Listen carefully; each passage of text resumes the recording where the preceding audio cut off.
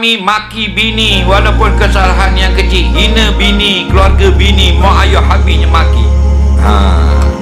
Ini bukan suami, ini anak beruk mayih ini. Faham? Bila kita berkahwin dengan seorang perempuan, tak molek lagu mana pun perangai dia, kena ada ingat jasa dia besar. Dia sanggup berpisah dengan ibu bapa dia untuk hidup dengan kita, betul tak? Ibu bapa dia yang bersama dengan dia dari kecil, nak dia sanggup tinggal untuk ikut kita kerana dia jasa di situ. Dia sangguplah tidak meninggalkan adik-beradik dia yang dia sayang untuk duduk dengan orang yang dia tak kenal, kita lah.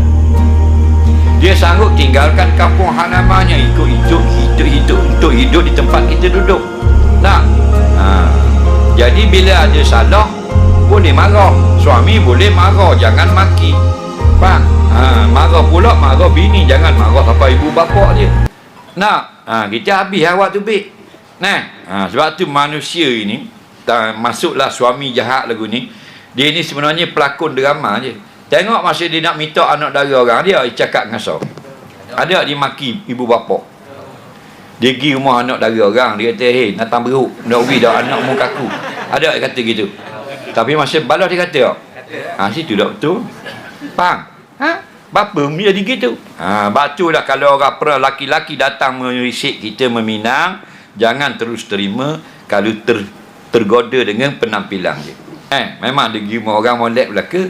Mungkin siasat dulu 3 bulan. Tengok belakang tengok dah kaki nombor ekor. Mari pakai serabang muka itu. Bang.